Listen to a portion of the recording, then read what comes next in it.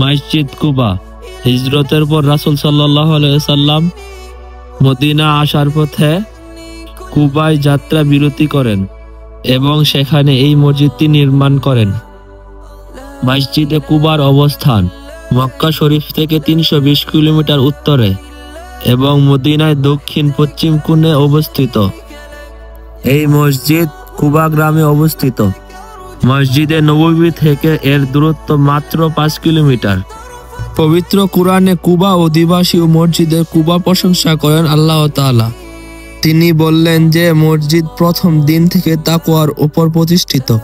সেখানে অবস্থান করা আপনার জন্য অধিক সঙ্গত।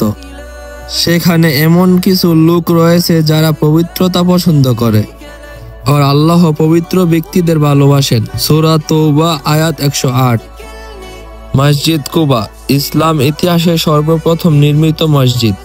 হিজরতের পর মহানবী সাল্লাল্লাহু আলাইহি ওয়াসাল্লাম মক্কা থেকে মদিনা আসার পথে মসজিদের ভিত্তি নিজে বানিয়েছেন। মসজিদে কুবায় নামাজ পড়ার বিশেষ ফজিলত রয়েছে।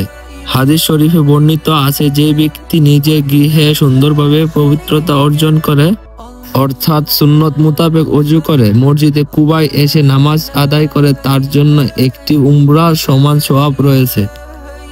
এই ফজিলত লাভের জন্য মসজিদে কুবায় গিয়ে 2 রাকাত নফল নামাজ আদায় করতে হয়। মসজিদে কুবার ভিতরে যাওয়ার পর যে সুগন্ধটা পাবেন বা মন ঠান্ডা করার মতো যেই অনুভবটা করবেন সেটা বলে বোঝানোর মতো না।